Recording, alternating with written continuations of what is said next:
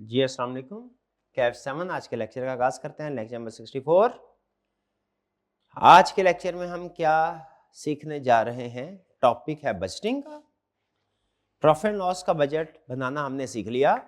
Cash budget हम बना रहे हैं और आपने ये देखा कैश बजट में दो तरह के क्वेश्चंस होते हैं। कैश बजट में दो तरह के क्वेश्चंस होते हैं। एक में हमें वो मंथ वाइज डाटा देता है और एक में एनुअल। ठीक है, एक में मंथ वाइज डाटा देता है, कहता है मंथ वाइज कैश बजट बनाओ, एक में एनुअल बजट बना के देता है। ठीक है, तो दोनों में हमने करना क्या होता है हमने प्रॉफिट एंड लॉस, हालांकि रिक्वायरमेंट में हो सकता है सिर्फ कैश बजट हो, लेकिन मैंने आपको क्या सिखाया कि जब कभी कैश बजट की रिक्वायरमेंट हो प्रॉफिट एंड लॉस बजट पहले बनाना है। उसके रीजन क्या बताइए आपको? क्यों? क्योंकि जो कैश शीट की इंफॉर्मेशन है वो इनकम पे, सेल पे डिपेंड करती है, कैश पेड की एक्सपेंसेस पे डिपेंड करता है। जब तक एक्सपेंसेस नहीं कैलकुलेट होंगे आप कैश रिसीट, कैश पेमेंट की फिगर को कैलकुलेट नहीं कर सकते। ऐसा ही है, हमारी कैलकुलेशन सिंप्लीफाई हो जाती है। पहला सोल ये क्लियर हुआ आपको? प्रॉफिट लॉस बजट पूछे तो सिर्फ प्रॉफिट लॉस बजट बनाना है। कैश बजट पूछे तो चाहे मंथ वाइज डाटा दिया हो चाहे एनुअल दिया हो, आपने पहले प्रॉफिट एंड लॉस फिर उसके बाद कैश। यहां तक ओके? ओके।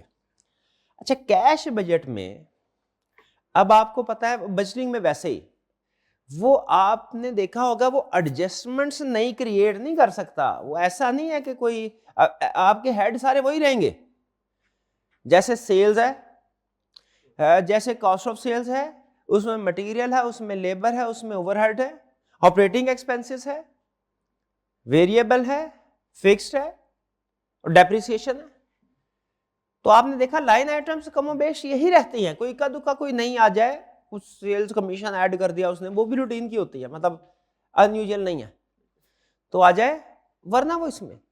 अच्छा, वो करता क्या है फिर? सवाल यह है कि फिर हमें एक बजटिंग का क्वेश्चन दूसरे बजटिंग के क्वेश्चन से ज्यादा मुश्किल या कम मुश्किल, आसान क्यों का लगता है?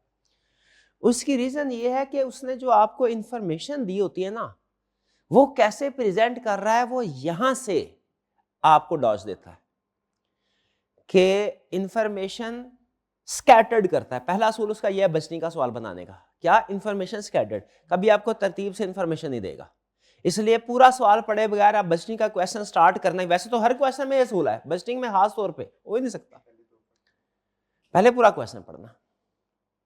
ठीक है, एक उसका तरीका वारदात ये इंफॉर्मेशन स्कैटर। दूसरा ये कि इंफॉर्मेशन को डिफरेंट वे में प्रेजेंट करता है।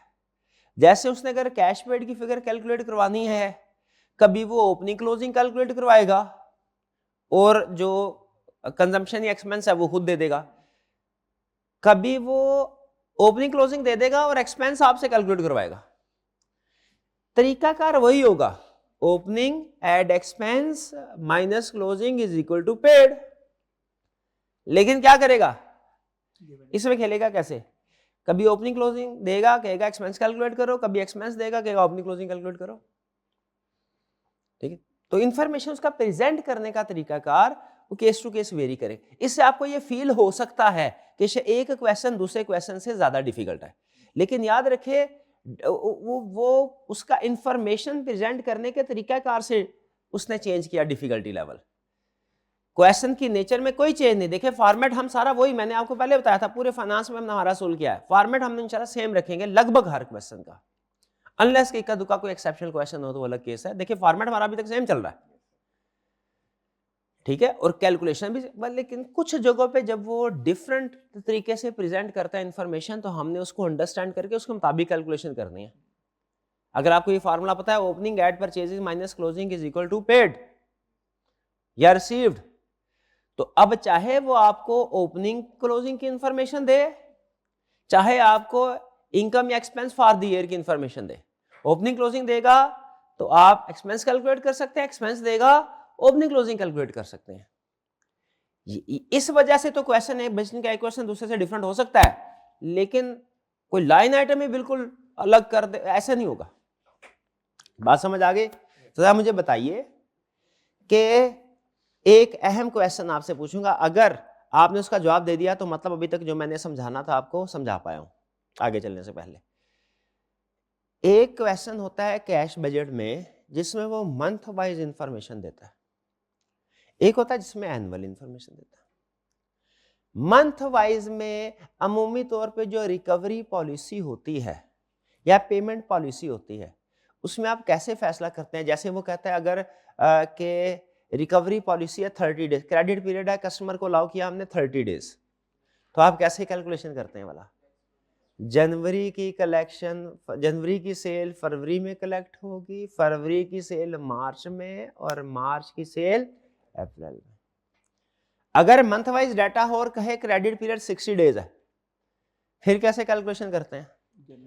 फिर आप ऐसे कैलकुलेट करते हैं, जनवरी की कैलकुलेशन मार्च में, फरवरी की कैलकुलेशन अप्रैल में, मार्च की कैलकुलेशन मई में। भाई ऐसा ही है। और अगर वो कहे क्रेडिट पीरियड 45 डेज है, अब कैसे? आधी आधी, शाबाश, क्या आधी आधी। जनवरी का फर्स्ट हाफ कलेक्ट होगा फरवरी के सेकेंड हाफ में और जनवरी का सेकेंड हाफ कलेक्ट होगा मार्च में, मार्च के फर्स्ट हाफ में। आधी आधी का, ये क्लियर? ओके, ये तो ऐसे चलेगा, इस महीने की सेल इधर कलेक्शन, इस महीने की सेल इधर कलेक्शन, मंथ वाइज हो।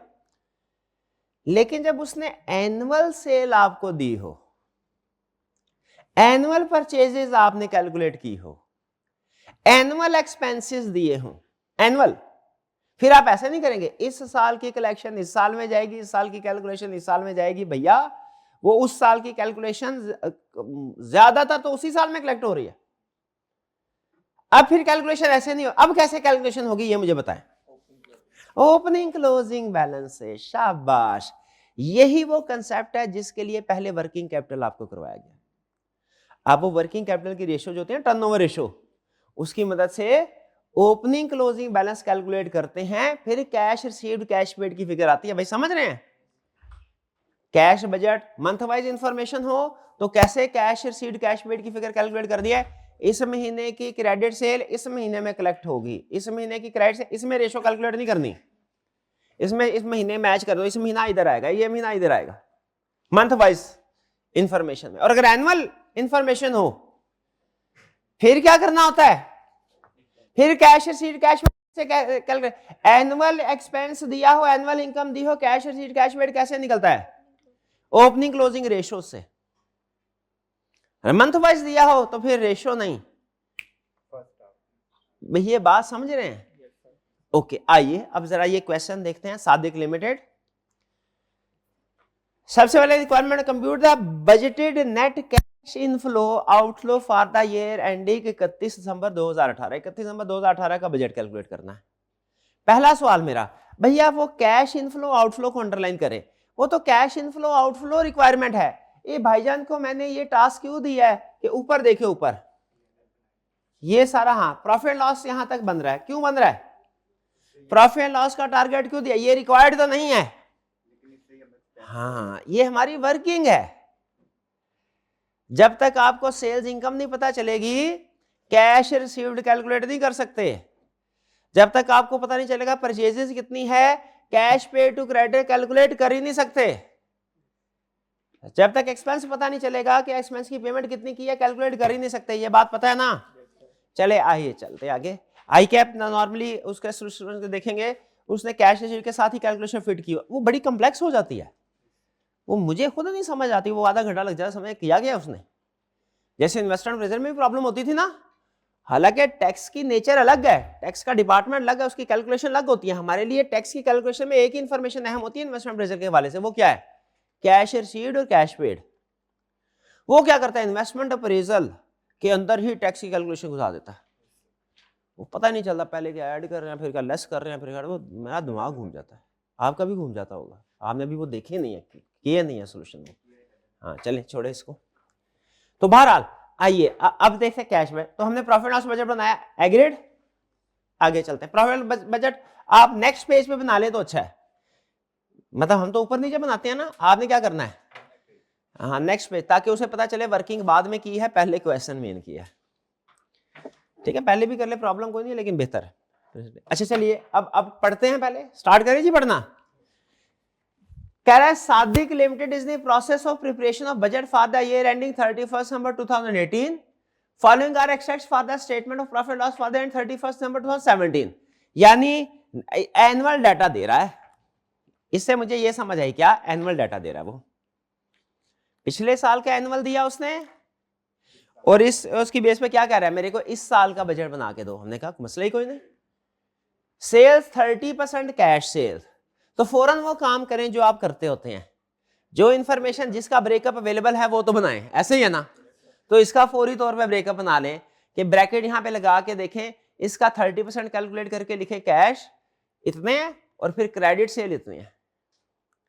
कैश सेल और क्रेडिट सेल का ब्रेकअप बना लें, पहले कैश 30% लिखे कैलकुलेट करके कैश लिख लेंगे, फिर प्लस क्रेडिट सेल लिख ले। ब्रेकअप बनाना, ब्रेकअप बना, ये ब्रेकअप फौरी तौर पे बना लिया करें, ये बाद में कॉम्प्लेक्स कैलकुलेशन में काम आएंगे।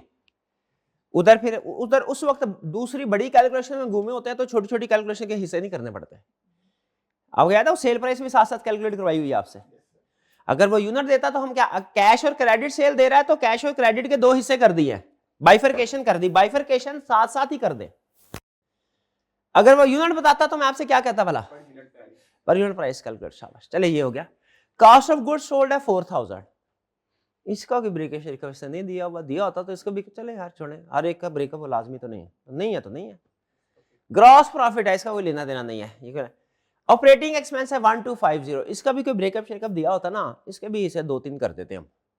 चलो नहीं दिया तो कोई मसला नहीं, हर एक का देख ब्रेकअप जरूरी तो नहीं है। आगे चलते हैं। Raw material inventory as on 1 January 2017 amounting to ₹152 million. अच्छा, इसमें अजीब बात पता क्या है कि ये हमारे 2018 का क्लोजिंग नहीं है और ये 2018 का ओपनिंग भी नहीं है। अजीब बात ये है, डेट मेंशन देखे क्या है, 1 जनवरी 2017, ये 1 जनवरी 2017 का ओपनिंग है। अब मैं हैरान हूं, पिछले साल का भी दिया, क्यों दिया है पिछले साल का भी ओपनिंग? चले कहीं ना कहीं इस्तेमाल होता होगा, उसने ऐसे नहीं दिया। दुनिया में कोई भी चीज बगैर किसी वजह के नहीं है, तो एग्जाम में भी कोई भी इंफॉर्मेशन बगैर किसी वजह के नहीं है, कोई ना कोई इस्तेमाल तो होगा। इसको मैं अंडरलाइन कर लेता हूँ, आगे चल के देखेंगे क्या इस्तेमाल है। लेकिन ये है क्या, पिछले साल का ओपनिंग। जब कभी ओपनिंग स्टॉक आता है ना बजटिंग में, या वैसे भी मेरे जहन में एक फार्मूला आ जाता है, opening stock add purchases minus closing stock is equal to raw material consumed. आपके जहन में आता है? जब कभी ओपनिंग क्लोजिंग स्टॉक आ जाए आपके जहन में फार्मूला आता है, क्या फार्मूला आता है? Opening stock add purchases minus closing is equal to raw material consumed. तो ये फार्मूला तो मुझे याद आ रहा है, लेकिन इसने यूज कहां पे होना है ये मुझे अभी नहीं, कुछ नहीं पता। कोई बात नहीं, आगे गुड न्यूज क्या, there were no opening and closing inventories of work in process and finish good.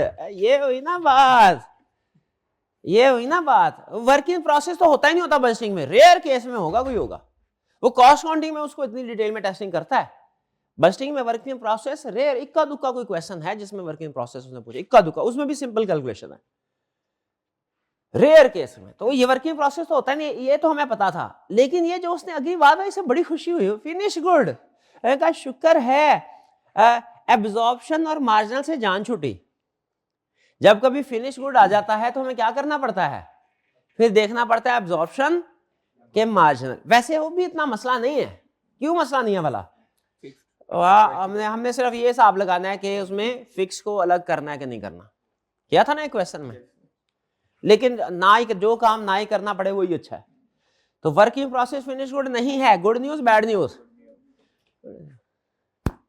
लेकिन अभी मेरी खुश हो ही रहा था कि मैं हैरान हो गया कि जब क्लोजिंग फिनिश स्टॉक है ही नहीं तो उसने ये क्यों लिखा है, SL follows FIFO method for valuation of inventory. हाँ, रॉ मटेरियल कंज्यूम्ड के लिए, रॉ मटेरियल स्टॉक के लिए, रॉ मटेरियल कंज्यूम्ड और रॉ मटेरियल स्टॉक के लिए। याद है, मुझे याद आ गया, ये वो वही काम करेगा। पिछले साल का रॉ मटेरियल कंज्यूम्ड उसको ग्रोथ रेट से मल्टीप्लाई करवाएगा, फिर ओपनिंग को अलग करवाएगा, रिमेनिंग अलग होगा, रिमेनिंग पे इन्फ्लेशन की एडजस्टमेंट होगी और फिर एंड पे दोनों को ऐड कर दिया जाएगा। इस कैलकुलेशन के साथ अब आप कंफर्टेबल हो चुके होंगे ना, फाइफो की कैलकुलेशन के साथ। अब जहां कहीं फाइफो का लफ्ज आ जाए आप परेशान होंगे कि खुश होंगे कि ये वही वाली कैलकुलेशन आ गई, 2 एरो वाली।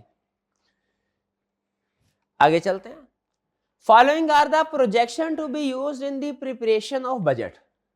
ये प्रोजेक्शन प्रिपेयर करते हैं आप, बेल्ट ठीक है, ध्यान रखेंगे हम। कह रहा है selling price would be reduced by 5%। मैं फिर परेशान हो गया हूं, सेलिंग प्राइस दी ही नहीं और कह रहा है 5% से कम करो। भाई जो चीज है ही नहीं मेरे पास, मैं कैसे कम कर सकता हूं? हाँ जी, टोटल को 95 से जो भी प्राइस होगी ऑटोमेटिकली एडजस्ट हो जाएगी। सुभान अल्लाह, सुभान अल्लाह। क्या करना है? टोटल सेल्स को 0.95 से मल्टीप्लाई, जो भी प्राइस होगी ऑटोमेटिकली एडजस्ट हो जाएगी। ओके ठीक है, selling price would be reduced by 5%। Okay, cash की के क्रेडिट की के दोनों की? क्यों लिखा तो नहीं हुआ, इसीलिए तो दोनों की है। अब याद है किसी की वैसे में सिर्फ कैश की रिड्यूस करवाता होता है। ठीक है भैया, हमें कोई इतराज नहीं, जो कहोगे कर देंगे। 5% दोनों की कर देंगे। Further credit period offer to customer would be reduced from 45 days to 30 days. Credit period पिछले साल कितना था? 45। इस साल कितना है? मुझे सिर्फ ये बताइए उसने क्रेडिट पीरियड दिया क्यों? ताकि हम नहीं, तरतीब से चलें। क्रेडिट पीरियड इसलिए दिया ताकि हम सेल से ओपनिंग क्लोजिंग डेटर कैलकुलेट कर सकें और ओपनिंग क्लोजिंग डेटर से कैश रिसीव्ड कैलकुलेट कर सकें। फिर से मुझे बताइए उसने क्रेडिट पीरियड क्यों दिया? ताकि हम सेल से, पूरा कंसेप्ट रिवाइज करें, ताकि हम क्रेडिट सेल से ओपनिंग क्लोजिंग डेटर कैलकुलेट कर सकें और फिर ओपनिंग क्लोजिंग डेटर से कैश रिसीव्ड कैलकुलेट कर, इसलिए दिया उसने। फिर से बताएं क्रेडिट पीरियड किस लिए दिया? कि हम सेल से ओपनिंग क्लोजिंग डेटर कैलकुलेट कर सके और ओपनिंग क्लोजिंग डेटा से कैश रिसीव्ड कैलकुलेट कर सके। चले आगे चलते। अच्छा, ये जैसी कल हमने कैलकुलेशन की थी ओपनिंग क्लोजिंग की बार बार, क्या आपका कैलकुलेटर इतना स्मार्ट है कि एक ही स्टेप में सारी कैलकुलेशन कर सके? आपने बोला था एक स्टेप में कर लेते हैं ना आप। गुड, चलिए आगे चलते हैं। As a result volume of cash and credit sale are expected to increase by 10% and 5% respectively. ये 10% और 5% क्या है? Growth rate. ये नई एडजस्टमेंट आ गई भाई। ग्रोथ रेट 10% है कि 5% है? वो कह रहा है कैश में 10 है, इसमें 5। चलो इसमें तो हम कर लेंगे, लेकिन जब मैंने अपने एक्सपेंसेस को इंक्रीज करना है, क्योंकि ओपनिंग क्लोजिंग फिनिश गुड तो है नहीं ना, वर्किंग प्रॉफिट फिनिश गुड, तो इसका मतलब है जो ग्रोथ रेट है वो सारा सेम ही रहेगा, मैन्युफैक्चरिंग का भी और ऑपरेटिंग एक्सपेंस का। ऐसा ही है। सवाल मेरे, अब मैं ये फंस गया हूं, अब मैं आगे नहीं जा पा रहा कि क्या ग्रोथ रेट सेल्स के लिए अलग अलग कर लूंगा, मैन्युफैक्चरिंग एक्सपेंसेस कैलकुलेट करने के लिए भी ग्रोथ रेट से मल्टीप्लाई करते हैं ना, उधर 10% लगाऊं कि 5% लगाऊं? एवरेज। फिर से ग्रोथ रेट उसने दिया हुआ है, कैश का अलग और क्रेडिट का अलग। मैंने मैन्युफैक्चरिंग एक्सपेंसेस कैलकुलेट करने हैं वेरिएबल, उस पर ग्रोथ रेट लगता है। तो मैन्युफैक्चरिंग सेल्स में तो अलग अलग लगा लूंगा, मैन्युफैक्चरिंग में तो एक ही रेट लगता है ना, तो वहां 10% लगाऊंगे 5% एवरेज। तो अभी आगे चलने से पहले इधर ही नहीं मिटाएं, average sale calculate, average growth rate calculate कर सकते हैं कितना है? कैसे कर सकते हैं? नहीं कर सकते आप भैया, आप कर सकते हैं एवरेज। पिछले साल की निस्बत कैश सेल्स 10% से बढ़ी और क्रेडिट सेल 5% से बढ़ी, एवरेज ग्रोथ रेट कितना है बताइए? एवरेज ग्रोथ रेट कितना है? कैश का ग्रोथ रेट, कैश का ग्रोथ रेट दिया हुआ है उसने कितना? ग्रोथ रेट कैश का है 10%, क्रेडिट का है 5%, एवरेज कितना है? एवरेज कैलकुलेट क्यों कर रहे हैं भला हम? ताकि वेरिएबल एक्सपेंसेस को बढ़ा सकें। है क्या सवाल? ये है दोनों की एवरेज कर लूं 7.5%। और नहीं 7.9 स्टैट में क्या पढ़ा है आपने, मैथ में क्या पढ़ा है, सिंपल एवरेज बेहतर होती है कि वेटेड एवरेज बेहतर होती है, और ये पढ़ा है कि नहीं, सिंपल एवरेज बेहतर कि वेटेड एवरेज बेहतर, वेटेड एवरेज बेहतर।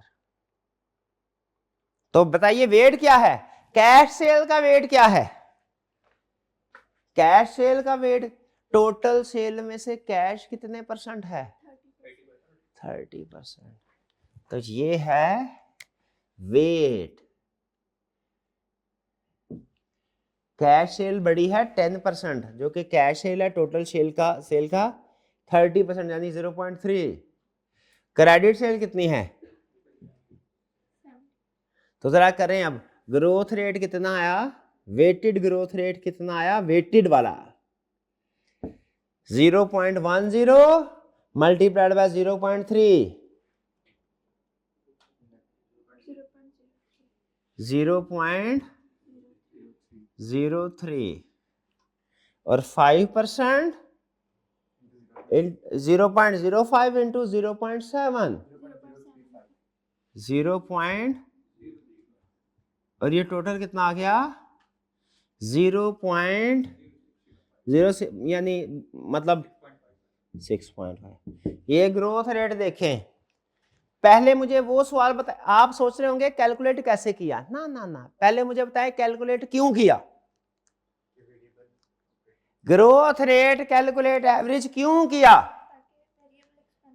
ताकि वेरिएबल एक्सपेंसेस में इंक्रीज इस रेट से मल्टीप्लाई हो सके, इसलिए किया। कैसे किया आप ये सोच ले, ये देख ले, मुझे कोई जल्दी नहीं है, तसल्ली से देख ले। कैश में 10% ग्रोथ रेट था जो कि टोटल सेल का 30% है, क्रेडिट में 5% ग्रोथ रेट था जो टोटल सेल का कितने परसेंट है, 70%। उसका weighted average growth rate calculate कर लिया, डन जी। 6.5% पे सारे पहुंच गए। किसी स्टूडेंट को कोई कंफ्यूजन, जो आज स्टूडेंट घर बैठे हुए यूट्यूब पे लेक्चर देख रहे हैं उनको भी कंफ्यूजन नहीं ना होगी, क्या होगी उनको, आए नहीं इसलिए हो गए, नहीं घर बैठे हो जाए कोई।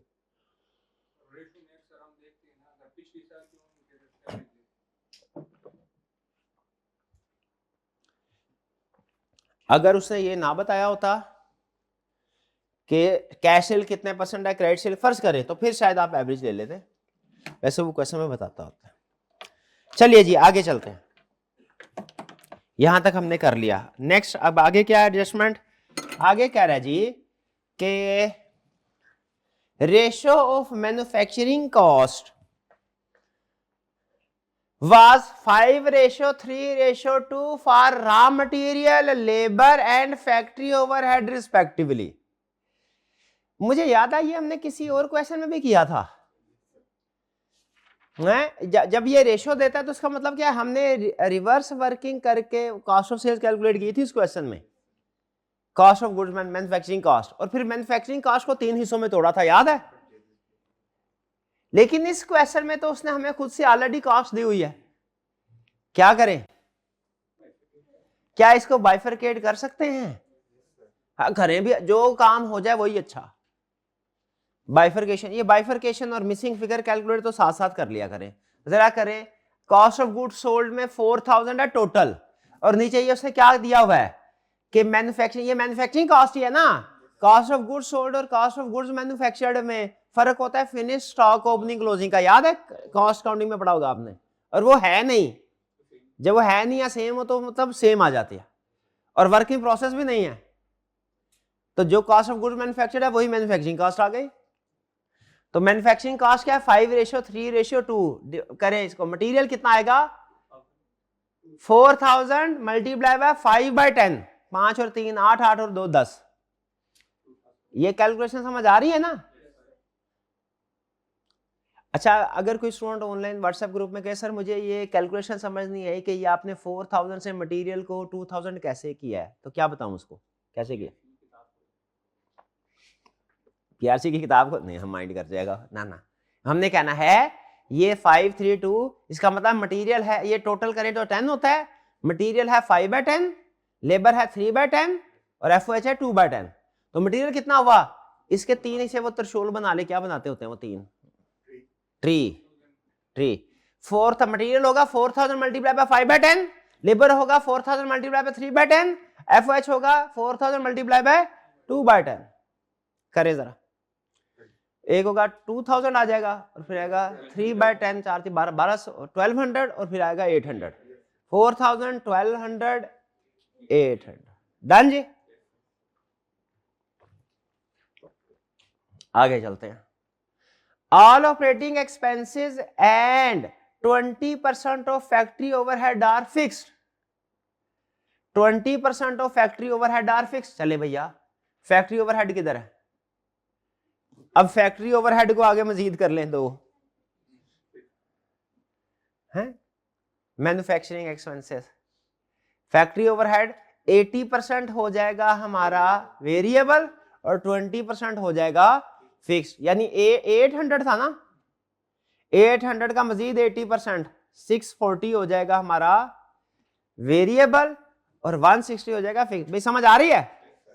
उसने पहले मैन्युफैक्चरिंग कॉस्ट का ब्रेकअप दिया 3 और फिर उसने एफओएच का ब्रेकअप दे दिया। ऑपरेटिंग बोला सारा फिक्स्ड है। ये बनाया ट्री, ट्री किधर बनाया? ट्री किधर बनाया? ट्री किधर बनाया? ओके भाई, आपको प्रिंट दिया था, आपके पास हार्ड फॉर्म में होना चाहिए, हार्ड फॉर्म में क्यों नहीं है? हार्ड फॉर्म में दिया था ना, डिस्ट्रीब्यूट किया था ना, अगले दिन में दिया था। ये मर्जी है आपकी। चले आगे चले। प्रॉब्लम को नहीं, क्वेश्चन समझ आ जाता है, लेकिन रिवीजन करते हुए प्रॉब्लम सफे पे लिखा हो ना और बाद में वही सफा देख लें जो क्वेश्चन, तो जल्दी रिवाइज हो जाता है। बहरहाल चले यार, आप ऐसे कंफर्टेबल है तो मुझे कोई इतराज नहीं। Total depreciation for the year amounted to ₹100 में was portion between manufacturing cost and operating expense. ये ले, आप एफओएच को फिक्स्ड और वेरिएबल में क्लासिफाई करके समझ रहे थे, जिंदगी खत्म, आसान हो गई। खत्म नहीं, आसान हो गई या एडजस्टमेंट खत्म हो गई, ये समझ रहे थे आप? नहीं नहीं नहीं नहीं नहीं नहीं, फिक्स्ड का भी उसने 2 हिस्से करवा दिए। फिक्स के 2 हिस्से कैसे करा दे? अब देखिए, मेरी तसल्ली नहीं हो रही, मुझे लगता है ऑनलाइन वाले को समझ नहीं आ रही क्या हो रहा है। तो ये देखिए 4000 है ना, 4000 ये मैं रेज कर रहा हूं, ये समझ आ गई होगी मेरा ख्याल है। 4000, अब ये देखिए जरा, 4000 था ना, इसमें मटेरियल, लेबर, एफओएच, मटेरियल था 5/10, तो ये आ गया 2000। कैसे आया? 4000 इंटू 5/10, ये क्या था? 4000 मल्टीप्लाई बाय 3/10, ये कितना था? 1200। और ये कितना था? 4000 मल्टीप्लाई बाय 2/10 यानी 800। अब क्या हुआ भला? ये रॉ मटेरियल कंज्यूम्ड, ये लेबर, ये एफओएच। अब क्या हुआ? अब वेरिएबल के उसने बता दिया क्या, 3 हिस्से करवा दिए। कौन कौन से करवाए? दो, पहले 2 करवाए, फिर दूसरे के 2 और करवा दिए। तो मैं तीनों इधर ही लिख लूं, वेरिएबल, या 2 कर देते हैं, चले आप ऐसे।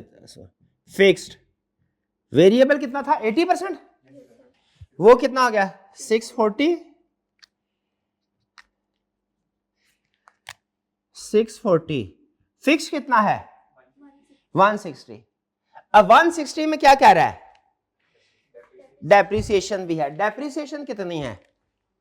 कह रहा है डेप्रिसिएशन टोटल 100 है, जिसमें से मैन्युफैक्चरिंग की है 7 और ऑपरेटिंग की है 3।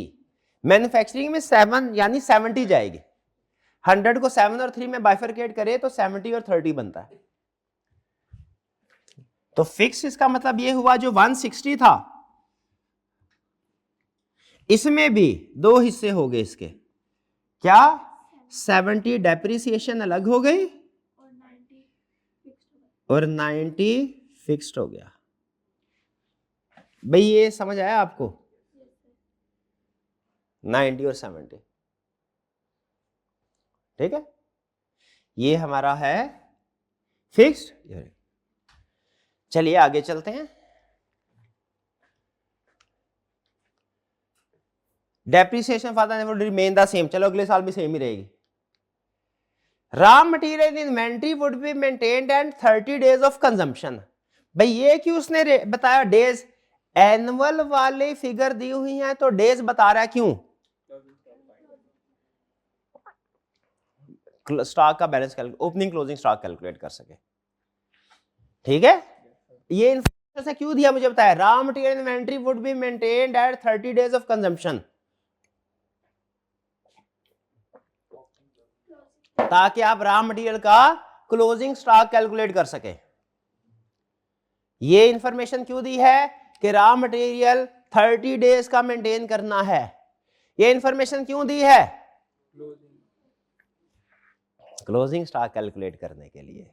कैसे कैलकुलेट होगा, इस साल का ओपनिंग, कैसे कैलकुलेट होगा, कैसे कैलकुलेट होगा?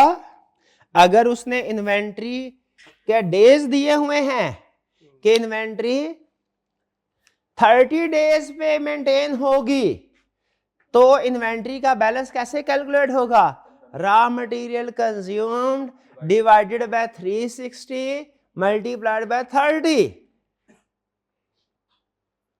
कह रहा है अप टू 31 दिसंबर 2017 पिछला साल maintained eight 45 days of consumption. इसका मतलब जो ओपनिंग हमने कैलकुलेट, यानी पिछले साल की क्लोजिंग, इस साल की क्लोजिंग कैलकुलेट करनी है तो कैसे करनी है, इस साल का material consumed divided by 360 multiplied by 30। जो पिछले साल की क्लोजिंग कैलकुलेट करनी है वो कैसे करनी है, पिछले साल की consumption raw material consumed divided by 360 multiplied by 45। कोई प्रॉब्लम तो नहीं है, पिछले साल 45 था, इस साल 30 है, प्रॉब्लम तो नहीं है? नहीं है, कोई और भी कहता कर देते हैं। अच्छा, raw material prices and direct labour rate would increase by 10% and 6%। ये क्या है, इन्फ्लेशन। रॉ मटेरियल किस हिसाब से इंक्रीज होगा, 10%, लेबर 6%, और बाकी के एक्सपेंसेस इंपैक्ट ऑफ इन्फ्लेशन 5%। 10 6 5 10 6 5 10 6 5, ये 2-3 दफा दोहरा लेना एग्जाम में भी, ताकि पता चल जाए मटेरियल लेबर ओवरहेड ये है, मटेरियल लेबर ओवरहेड, ठीक है। Existing policy of payment to raw material supplier is 30 days. In 30 days is to be changed to 15 days. Other costs are to be paid in the month of incurrence. यानी बाकी की cast तो same आएगी, इसमें कोई opening. ये मैं इसको दोबारा पढ़ दूं, मुझे समझ नहीं आई। Existing policy of payment to raw material supplier is 30 days. ठीक है, Existing रॉ मटेरियल को पेमेंट करने की पॉलिसी क्या है, 30 डेज की। अच्छा, इसका मतलब है जो क्रेडिटर को पेमेंट हो रही है, असल में पता है क्या बता रहा है, क्रेडिटर का, ये किस लिए उसने हमें बताया, policy payment to raw material is 30 days. Raw material supplier कौन होते हैं, क्रेडिटर। क्रेडिटर को जो पेमेंट हो रही है 30 डेज में हो रही है। ये क्यों इंफॉर्मेशन दी उसने, ताकि हम क्रेडिटर का क्लोजिंग बैलेंस कैलकुलेट कर सकें। क्रेडिटर्स का क्लोजिंग बैलेंस का कैसे, पेमेंट 30 डेज में होगी, इससे जो हमने क्रेडिटर से परचेजेस की है वो 30 डेज में पे करना है। इससे क्रेडिटर का क्लोजिंग बैलेंस कैसे कैलकुलेट होता है, purchases divided by 360 multiplied by 15। ये इस साल का क्लोजिंग क्रेडिटर आएगा, और पिछले साल का क्लोजिंग क्रेडिटर क्या आएगा, पिछले साल के परचेजेस के रॉ मटेरियल कंज्यूम्ड, परचेजेस आएंगे ना। अच्छा बात, purchases debit credit, credit entry मुझे याद आ गई, काउंटिंग में सीखे थे शुरू में, पहले साल में पीआर से, परचेजेस डेबिट क्रेडिट। तो बताइए ये जो existing policy of payment to raw material supplier, raw material supplier कौन है, क्रेडिटर है। क्रेडिटर को 30 डेज में पेमेंट होगी, इसका मतलब क्या है, फार्मूला क्या बनेगा, ये इंफॉर्मेशन किस लिए दी, क्लोजिंग क्रेडिटर कैलकुलेट करने के लिए। क्रेडिटर्स का पेमेंट पीरियड किस लिए दिया, डेटर्स का कलेक्शन पीरियड किस लिए दिया? डेटर का क्लोजिंग कैलकुलेट करने के लिए। क्रेडिटर्स का कलेक्शन पीरियड किस लिए दिया? क्रेडिटर्स का क्लोजिंग बैलेंस कैलकुलेट करने के लिए। तो फार्मूला क्या लगेगा? Purchases divided by 360 multiply by 15। ये इस साल का क्लोजिंग क्रेडिटर आएगा, पिछले साल का क्लोजिंग क्रेडिटर क्या आएगा? परचेजेस, पिछले साल की purchases divided by 360 multiply by 30। मैं क्लियर हुआ? अच्छा मुझे बताइए, इस सारे क्वेश्चन को आपने इसकी कैलकुलेशन कंसेप्ट को भी डिस्कस, कोई ऐसा कंसेप्ट जो नया हो? सिर्फ एक नया कंसेप्ट था, ग्रोथ, एवरेज ग्रोथ, बाकी सारा देखे वही है जो पढ़ा हुआ है। तो सिर्फ उस इंफॉर्मेशन को प्रेजेंट करने का तरीकाकार आगे पीछे करता है, ये ज़हन में रखिएगा। उधर जाके शक्ल देख के परेशान नहीं हो जाना, इस तरह का नहीं, इंफॉर्मेशन पढ़नी है, जजमेंट वही है। स्टार्ट करते हैं। सबसे पहले क्या करना है हमने? Sales, profit loss. तो बताइए, सेल्स में कैश सेल भी है, क्रेडिट सेल भी है। कैश सेल्स कैसे कैलकुलेट करेंगे? पिछले साल की सेल्स है, टोटल सेल पिछले साल की है 7500, इसमें से कैश सेल कितने परसेंट है? 30% मल्टीप्लाई बाय 0.3, लेकिन इसमें ग्रोथ रेट भी आया है। कितने परसेंट इंक्रीज हुई है? कैश सेल कितने परसेंट हुई है?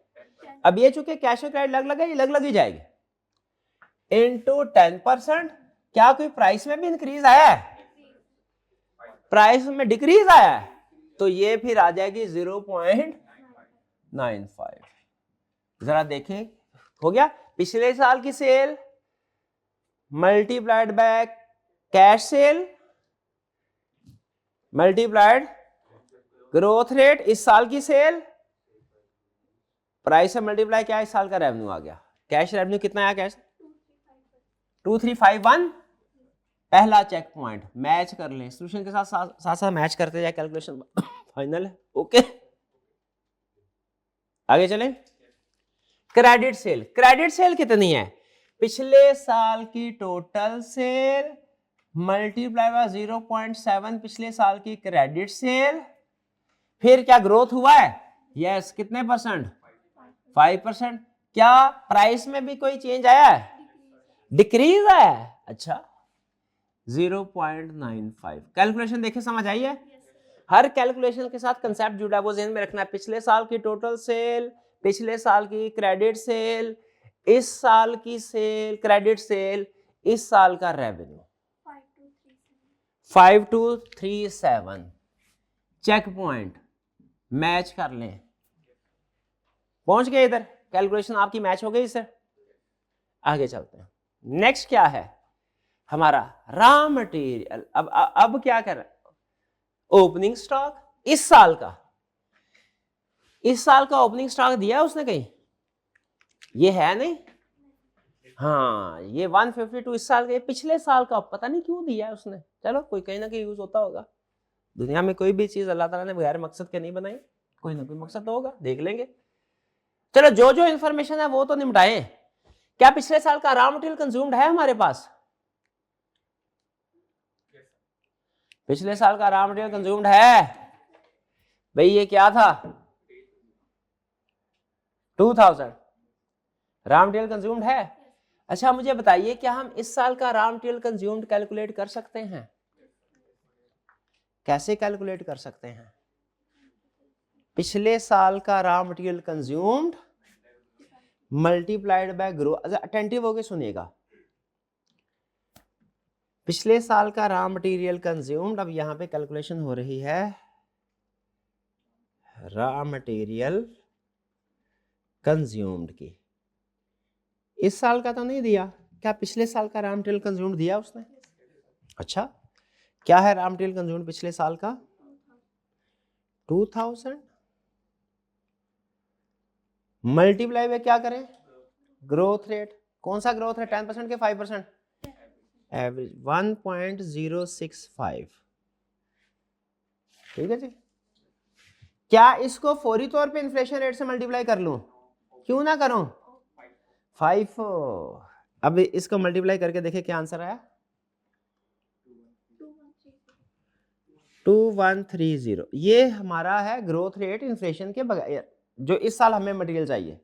अब क्या करना है, इसके दो हिस्से करने हैं, इसमें से ओपनिंग वाला अलग कर लेना है और इस साल वाला अलग कर देना है। अब पिछले साल का क्लोजिंग जो इस साल का ओपनिंग है वो कितना है, वो फाइंड करना है। वो तो है ही नहीं हमारे पास, कैसे होगा? हाँ, पिछले साल का, अब सोचें पिछले साल का क्लोजिंग मटेरियल कैलकुलेट करना है, कैसे होगा? क्योंकि इस साल का ओपनिंग पिछले साल का क्लोजिंग है ना, पिछले साल का क्लोजिंग कैलकुलेट करें, कैसे होगा? सोचिए कैसे होगा, बताएं, पूछ रहा हूं मैं। हाँ, पिछले साल के कंजम्पशन पे उसका होल्डिंग पीरियड कैलकुलेशन कर, यानी पिछले साल का क्लोजिंग स्टॉक कितना था भाई? पिछले साल का मटेरियल कंज्यूम्ड था 2000 डिवाइडेड बाय 360 और कितने दिन का मेंटेन किया हुआ था? इधर लिखा हुआ मुझे पहले बताएं। 0.4 रॉ मटेरियल मेंटेन 30 डेज, पिछले साल 45 डेज की थी, शाबाश। इस साल 30 डेज की होगी और पिछले साल कितने की थी? तो मल्टीप्लाइड बाय 45 कितना आया? 250। चेक कर लें क्या ये ठीक है? Done, okay. अब 2130 में से 250 माइनस कर दे, बाकी कितना आया? 1880 और इसको मल्टीप्लाई कर दें इन्फ्लेशन से, यही इन्फ्लेशन से होगा ना, कितना? 1.1 कितना आ गया? 2068। तो हमारा जो इस साल का रॉ मटेरियल कंज्यूम्ड है वो कितना हुआ? 250 प्लस 2318 2068, इस दोनों को ऐड करें 2318। रॉ मटेरियल कंज्यूम कितना आ गया? 23, और लगे हाथों ओपनिंग स्टॉक भी कैलकुलेट हो गया, वो कितना हो गया? 250। वर्किंग उधर रेफर कर दीजिएगा। चेक पॉइंट, इसको मैच कर लें, कोई प्रॉब्लम है तो बताएं। कोई जल्दी नहीं है मेरे को, क्लास के टाइम को छोड़ें, आज वैसे भी काम काम और सिर्फ काम है। बताएं, कोई प्रॉब्लम इसमें? ये कैलकुलेशन पहले हमने की हुई है ना? हाँ, बल्कि एक क्वेश्चन तो ऐसा था जिसमें 2 दफा कैलकुलेशन की थी, इंपोर्ट की अलग, लोकल की अलग, याद? चले जी। अच्छा, अब क्या साथ ही साथ हम क्लोजिंग स्टॉक भी कैलकुलेट नहीं कर सकते? क्लोजिंग स्टॉक भी कैलकुलेट कर सकते। अब आपके जहन में आ रहा होगा क्या, sir sir sir closing stock है कितना? 30 डेज। 30 डेज फौरन आपके जहन में आएगा, material consumed 2318 divided by 360 multiply by 30। ये कैलकुलेशन क्यों गलत है? याद है गलती की थी उस सवाल में भी, यही गलती की थी हमने। क्यों गलत है? 5 इस 2318 में ओपनिंग पिछले साल की कॉस्ट भी पड़ी है। हालांकि FIFO कहता है आपका जो इस साल का क्लोजिंग स्टॉक होगा ना वो सिर्फ इस साल की कॉस्ट पे आएगा। समझे? नहीं समझे? एक्चुअल कॉस्ट को यूज नहीं कर सकते। क्यों नहीं कर सकते एक्चुअल मटेरियल कंज्यूम्ड को? FIFO मेथड है। क्लोजिंग में इसका कोई इफेक्ट नहीं आना चाहिए। क्लोजिंग में, इस साल के क्लोजिंग में पिछले साल के क्लोजिंग का कोई इफेक्ट नहीं आना चाहिए, पिछले साल का रेट नहीं आना। इस साल का जितना भी क्लोजिंग स्टॉक है, इस साल की क्लोजिंग स्टॉक की जो भी कैलकुलेशन है वो लेटेस्ट रेट पे आनी चाहिए। इस साल के क्लोजिंग स्टॉक की सारी कैलकुलेशन, FIFO क्या कहता है, इस साल के क्लोजिंग स्टॉक की सारी कैलकुलेशन लेटेस्ट रेट पे आनी चाहिए। तो बेसिकली आपने क्या करना है, 2130 को डायरेक्ट सारे का सारे को 1.1 से मल्टीप्लाई करना है, तो इस साल का रेट आ जाएगा। अब देखिए जरा क्लोजिंग स्टॉक की कैलकुलेशन में ऐसे कैसे कर रहा है, जरा देखिए समझने की कोशिश करें, पूरी तवज्जो इधर। ये क्या है, 2130 तक पहुंच गए हमारे। इसमें पहले हमने जब एक्चुअल मटेरियल कंज्यूम्ड कैलकुलेट करना है ना, एक्चुअल, तो उसमें ओपनिंग अलग करके उसका इफेक्ट आएगा एक्चुअल में, इसमें। लेकिन जब क्लोजिंग स्टॉक कैलकुलेट करना है तो चूंकि इसमें एक्चुअल भी पड़ा हुआ है, ये हो गया हमारा इन्फेक्टेड। पिछले साल की कास्ट के साथ है। अब हमने सिर्फ इस साल की कास्ट की बेस पे क्लोजिंग स्टॉक की कैलकुलेशन सिर्फ इस साल की कास्ट पे होगी। ये बात समझ आ रही है? ऑनलाइन वाले भाई को समझ आ रही होगी पक्का? क्या बोला कि इस साल की क्लोजिंग स्टॉक की वैल्यू सिर्फ इस साल के रेट पे होगी, ओपनिंग पे नहीं होगी। तो मैंने क्या किया, 2130 को पूरे के पूरे को 1.1 से मल्टीप्लाई कर दिया ताकि इस साल का रेट आ जाए, और फिर डिवाइड किया 360 से, और फिर मल्टीप्लाई किया 30 से। ये साइंस समझ आई कि नहीं आई? ये वाली अमाउंट और ये वाली अमाउंट क्यों फर्क है? क्योंकि उसमें इस साल का रेट भी शामिल है और पिछले साल का भी शामिल है, और इसमें सिर्फ इस साल का रेट शामिल है। ये फर्क है। डन जी? यानी ये अच्छा, तो बताइए क्या आया? 195। चेक पॉइंट यहां पे नोट कर ले, सोच, कोई जल्दी नहीं है। देखिए कैलकुलेशन समझ आ रही है पक्का? सबसे मुश्किल पॉइंट था क्वेश्चन का, अब सिर्फ एक रह गया दूसरे नंबर वाला, वो भी आसान ही है। वो सिर्फ कंसेप्ट बताना है, कैलकुलेशन नहीं है उसमें, सिर्फ कंसेप्ट है। इसमें कैलकुलेशन भी थी भैया। देखें रॉ मटेरियल कंज्यूम की कैलकुलेशन कैसे की, और फिर उसकी बेस पे क्लोजिंग स्टॉक की कैलकुलेशन कैसे की। मेरे को तसल्ली करवाएं, फिर मैं आगे जाऊंगा, वरना मैंने नहीं जाना। भैया समझ आ गई आपको? आपको आपको आपको आपको आपको चले आगे। अब क्या कर, परचेजेस कैलकुलेट हो गए 2 ये समझे, परचेजेस नहीं कैलकुलेट हुई, ये आपके क्रेडिटर भी कैलकुलेट हो गया। समझे? परचेजेस नहीं, क्लोजिंग बैलेंस ऑफ क्रेडिटर भी कैलकुलेट हो गया, परचेजेस बैलेंसिंग फिगर आ गई। मैच कर लें सॉल्यूशन के साथ, मैच आपकी फिगर के साथ भी मैच कर लें। मैच, आगे चलते हैं। लेबर, भाई लेबर कितने हैं? 1200। लेबर का क्या हिसाब किताब उसने कोई लगाया लेबर में? ग्रोथ बस, और कुछ नहीं है। वो चीजें निमट जाएगी, ये तो चुटकियों में। ये ले, ये रही पिछले साल की कितनी लेबर थी? 1200 यहाँ वर्किंग में शो करवाई है, इनटू ग्रोथ रेट कितना है? कौन सा 10% 5% के एवरेज? 6.5। इन्फ्लेशन रेट आई है 10.65, 6% थी यहाँ, 1.0 से। और तो कोई एफिशिएंसी वगैरह तो नहीं है? चलें बताएं कितना आया? 1355। मैच कर लें। डन है जी। FOH डेप्रिसिएशन कितनी थी? ये 70। ये आगे से बुक में शायद कोई 30 गलती से लिखा, ऊपर नीचे हो गया हुआ है, लेकिन इससे फर्क कोई नहीं पड़ता क्योंकि डेप्रिसिएशन नॉन कैश आइटम है, लेकिन बहरहाल सही लिखना चाहिए। 70। फिक्स कितना है? 90। तो क्या इसमें कोई इन्फ्लेशन वगैरह है? कितनी? 5%। 90 इंटू 1.05 यही आएगा। कितना है? 95। अपनी कैलकुलेशन और बुक की कैल मैच करते जाएं। वेरिएबल कितना था? 640। 640 इंटू ग्रोथ रेट कितनी? 1.06। भाई ऊपर क्यों नहीं ग्रोथ रेट लगाया? फिक्स्ड वॉल्यूम के साथ चेंज नहीं होता। ओके, ग्रोथ के साथ नहीं चेंज। इंटू इन्फ्लेशन है कोई? इन्फ्लेशन है 5%। कितना आया? 716। बंदे मर गया। अब आपको पता नहीं चलना, क्वेश्चन नहीं मक्खन मलाई की तरह जाएगा, एक जगह पे सिर्फ अड़बस करेगा। देख लेते अभी। Cash receipt from sale, cash sales कितनी हुई?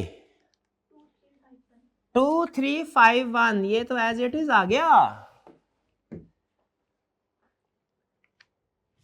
ठीक है। ब्लू के साथ ही कर लेते हैं, सिमेट्री रहे, सिमेट्री।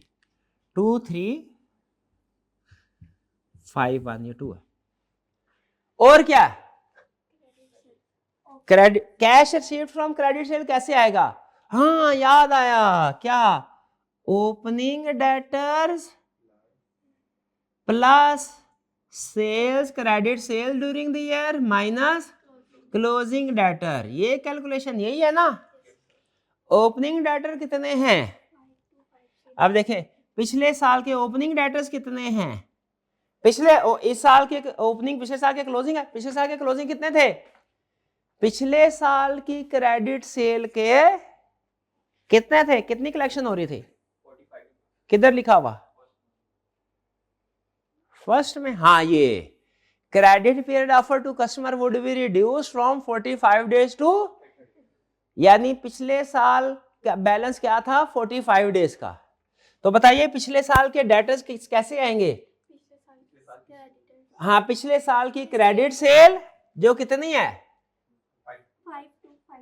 7500 मल्टीप्लाइड बाय 70% कितना आया 5250, हाँ तो 5250 डिवाइडेड बाय 360 मल्टीप्लाइड बाय 45, फिर क्या है प्लस इस साल की क्रेडिट सेल कितनी है 5237, फिर माइनस इस साल के क्लोजिंग डेटर्स कितने हैं 5237 डिवाइडेड बाय 360 मल्टीप्लाइड बाय 30, ये 45 ये 30।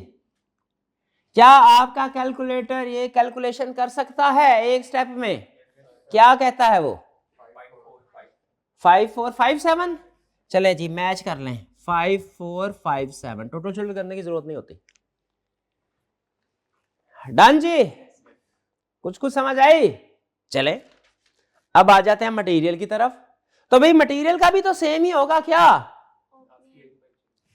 ओपनिंग का क्रेडिटर क्या होगा opening creditor, opening creditor plus credit purchases minus closing creditors, ऐसा ही है। ओपनिंग क्रेडिटर्स की तरह बताएं भैया, है ओपनिंग क्रेडिटर नहीं है, इस साल के ओपनिंग पिछले साल के क्लोजिंग थे, पिछले साल के क्लोजिंग क्रेडिटर नहीं है, पिछले साल के क्लोजिंग क्रेडिटर कैसे निकालो, पिछले साल की परचेजेस से निकलेंगे कि मटेरियल कंज्यूम्ड से निकलेंगे, परचेजेस से, शाबाश, पिछले साल की तो परचेजेस भी नहीं दी हुई, यानी आप ये कह रहे हैं कि पहले मैं पिछले साल में जाऊं वहां पे मटेरियल कंज्यूम्ड कैलकुलेट करूं, मटेरियल कंज्यूम से परचेजेस होगी, परचेजेस से क्रेडिटर का बैलेंस आएगा। अच्छा क्रेडिटर का एक मिनट ठहरे फिर मुझे बताएं, ये मैं आसानी के लिए पिछले साल का क्रेडिटर अकाउंट बनाऊं जरा अपनी अंडरस्टैंडिंग के लिए। यहां पे पिछले ये ओपनिंग पिछले साल का है, क्लोजिंग और परचेजेस माइनस कैश, ये ऐसे पिछले साल का कैसे कैलकुलेट होगा, पिछले साल की परचेजेस की बेस पे। अब मुझे क्या करना है, पिछले साल की परचेजेस कैलकुलेट करनी है भैया, ऐसा ही है, पिछले साल की परचेजेस कैसे आएंगी, हाँ पिछले साल के मटेरियल कंज्यूम्ड से, और यस यस यस, तो मटेरियल कंज्यूम्ड का फार्मूला क्या था, opening add purchases minus closing is equal to material consumed, ठीक है, क्रेडिटर को भूल जाएं, वो वाला टी काउंट से हम करते ही नहीं है, मुझे याद आ गया, हम तो टी काउंट से नहीं करते होते। बताइए अब मटेरियल कंज्यूम्ड पिछले साल का कितना था 2000, पिछले साल का क्लोजिंग कितने थे, क्लोजिंग स्टॉक मटेरियल कितना था, क्लोजिंग स्टॉक कितना था 250, कैसे आया, और ओपनिंग किधर है, अच्छा ये वो है जिसको देख के पूरे क्वेश्चन में हम परेशान रहे थे कि ये इसने ओपनिंग इन्वेंट्री किस लिए दी है, अच्छा अब समझ आया, उसने पिछले साल की ओपनिंग इन्वेंट्री इसलिए दी है क्योंकि पिछले साल के रॉ मटेरियल कंज्यूम से परचेजेस कैलकुलेट कर सके, पिछले साल का ओपनिंग स्टॉक इसलिए दिया उसने ताकि पिछले साल की परचेजेस कैलकुलेट कर सके, ये कैलकुलेशन देखे समझ आती है आपको 2000, अब ये कैसे होगा जरा, 2000 प्लस 250 माइनस 152 कितना आया 2098, ये है हमारी मैजिक फिगर, पिछले साल की परचेजेस, यहां तक क्लियर है। तो अब क्या करना है भैया, कैलकुलेट ओपनिंग क्रेडिटर कितने आए 2098 पहले 2098 बताया मुझे, पक्का है? ऑनलाइन वाले भाई को समझ आ गई होगी 2098 कैसे आया? कैसे आया? पिछले साल के मटेरियल कंज्यूम्ड और ओपनिंग क्लोजिंग से परचेजेस कैलकुलेट की है। मटेरियल कंज्यूम्ड दिया था, क्लोजिंग स्टॉक हमने ये कैलकुलेट कर लिया 45 डेज के हिसाब से, ओपनिंग उसने दिया हुआ था 2098 पिछले साल की परचेजेस डिवाइडेड बाय 360 कितने दिनों में पे कर रहा है? ये इन्वेंट्री का डेज अलग है, क्रेडिटर के डेज अलग हैं, इनटू 30। चलिए ये हो गया पिछले साल का।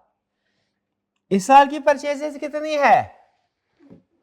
2263 2263 और इस साल का क्लोजिंग कितना है? 2263 डिवाइडेड बाय 360 मल्टीप्लाइड बाय 15 15 भी आ गया है पक्का 15। क्या आपका कैलकुलेटर इतना स्मार्ट है कि ये कैलकुलेशन एक स्टेप में कर सके? तो बताएं फिर क्या आया? 2344। चेक कर ले, चेक पॉइंट, कोई जल्दी नहीं है, तसल्ली से देखें।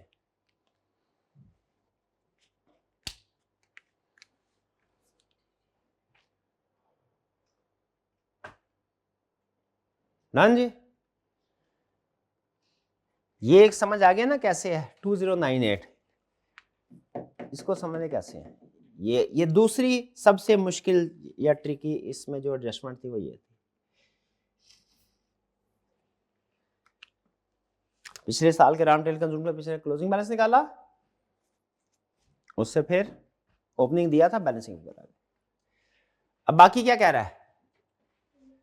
बाकी तो सेम ही है, बाकी में तो डेज वगैरह नहीं है ना, लेबर है सारे का सारा इसी साल पे हुआ है, लेबर में तो नहीं कह रहा कि कोई अगले महीने का। तो 1355 इधर एज इट इज आ गया, 1355 वर्किंग का रेफरेंस दे दीजिएगा।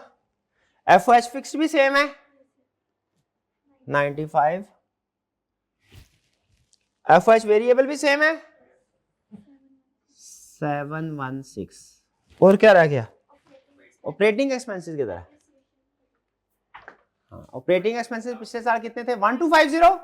इसमें डेप्रिसिएशन कितनी थी? 30। याद है वो 70 इधर चला गया था, 30 ऑपरेटिंग में आना। 12 ये कैलकुलेशन क्या आएगी?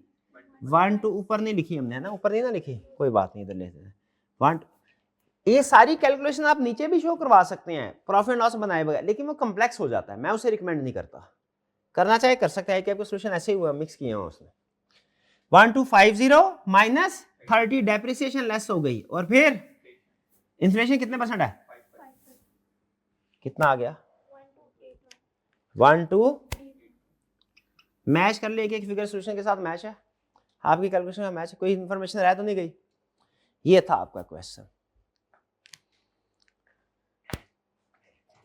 थोड़ा सा सोचिए इस क्वेश्चन में हमने क्या नई चीज सीखी, और जो नई चीज सीखी उसको लिखना है आपने। देखें कि कैश सेल क्रेडिट से अलग हो तो weighted average growth rate calculate करेंगे, एक ये लिखे। और क्या सीखा हमने?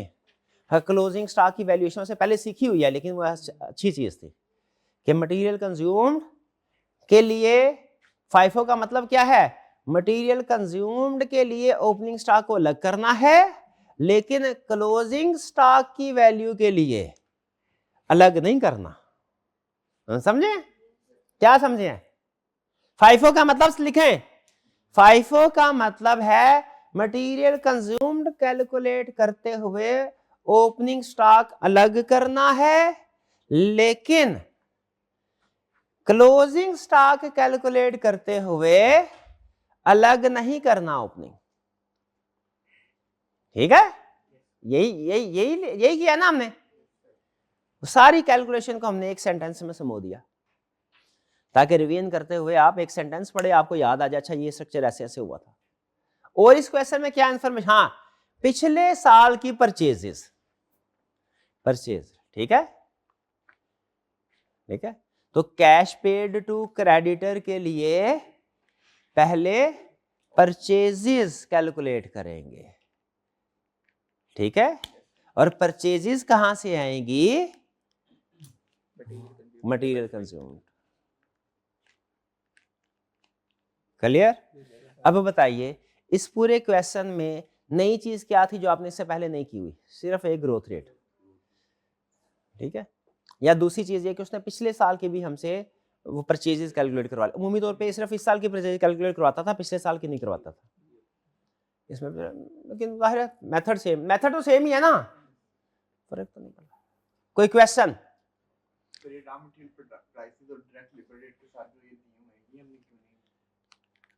क्या क्या चीज? Raw material,